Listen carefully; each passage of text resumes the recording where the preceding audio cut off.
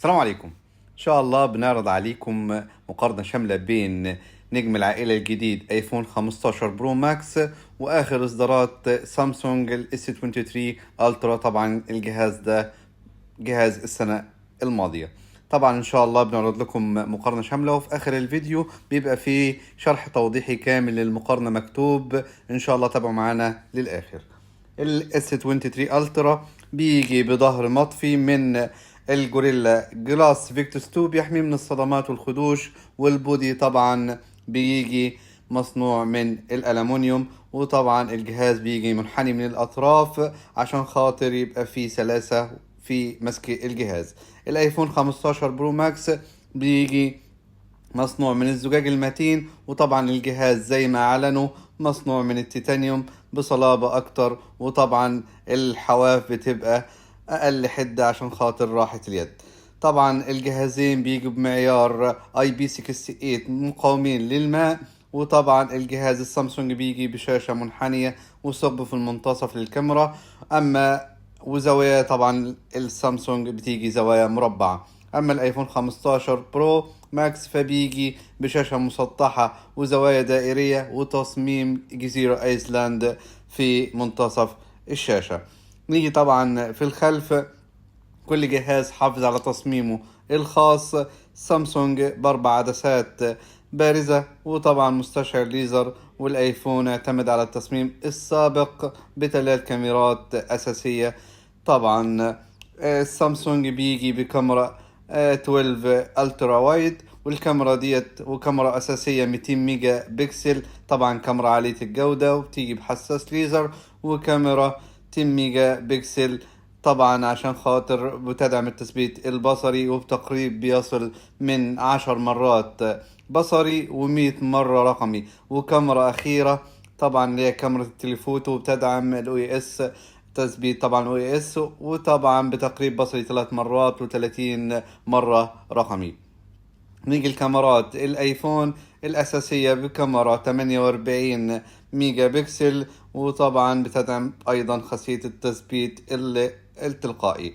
وكاميرا تيليفوتو بريسكوبية 2 ميجا بكسل، وتقريب بصري بيصل الى 5 مرات بدون المساس لطبعا جودة الصورة. وطبعا كاميرا أخيرة كاميرا ألترا وايد بدقة 12 ميجا بكسل، ومستشعر طبعا لقياس المسافات. طبعا ايفون 15 بيكون أسهل وأنحف في مسكة اليد وراحة اليد. نيجي طبعا للشاشات، وطبعا دي حاجة كله بيبقى مستنيها. شاشة الايفون بتيجي من نوع اوليد سوبر ريتيرن اكس دي ار، طبعا بمقاس 6.7 انش، وطبعا بدقة 2796 في 1290 بمعدل LTPO، وطبعا بكثافة 460 بكسل لكل انش، وطبعا بتصل ل 120 هرتز ديناميكيا. اما السطوع بيبقى 2000 نت. وطبعا ابل اعلنت ان دي حاجة موجودة طبعا عندها فقط درجة الوضوح والكلام ده كله. وطبعا الجهاز بيدعم خاصية الدولبي والاتش دي ار 10، وطبعا الجهاز فيه طبقة حماية من الجهاز بيدعم خاصية الوز اون ديسبلاي. وطبعا الجهاز زي ما قلت محمي بطبقة سيراميك من الخلف عشان خاطر الخدوش والكسور. اما الاس 23 الترا فالاس 23 الترا بيجي من بشاشة دايناميك امولود 2 اكس بمقاس 6.8 انش، وطبعا بكثافة 500 بكسل لكل انش، ومعدل تحديث متغير من 1 إلى 120 هرتز.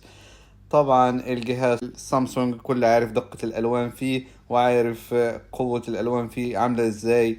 وطبعا الجهازين السامسونج بيجي ب1750 شمعة إضاءة، وطبعا الآيفون 15 برو ماكس تفوق عليه في طبعا في النتس عنه، لأن الآيفون 15 برو ماكس 2000 نتس.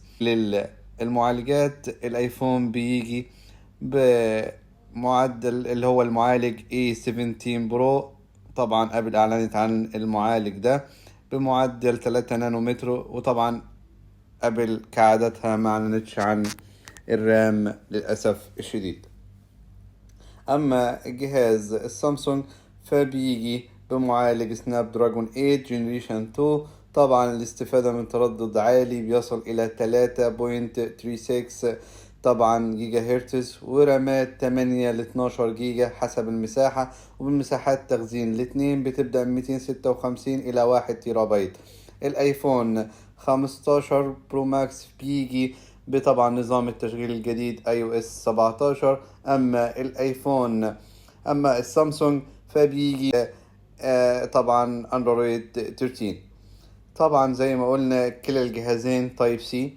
الجهازين بيدعموا تركيب شريحتين، بس للأسف الشديد السامسونج بيدعم تركيب شريحتين اللي هو الفيزيكال، وشريحة طبعا اللي هي الشريحة طبعا الكتروني.